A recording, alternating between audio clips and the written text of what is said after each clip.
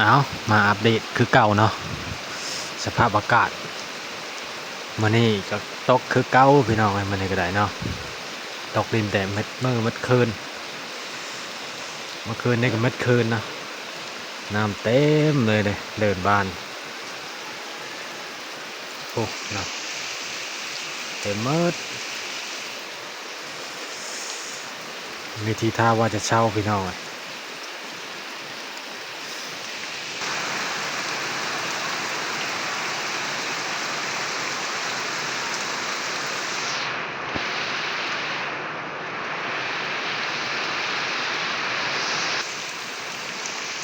ของน้ำระบายบ่ทันเนาะไหลลัดทางเลยมันแห้งหลายมันในน้ำฝนนี่ไหลลัดเลยนี่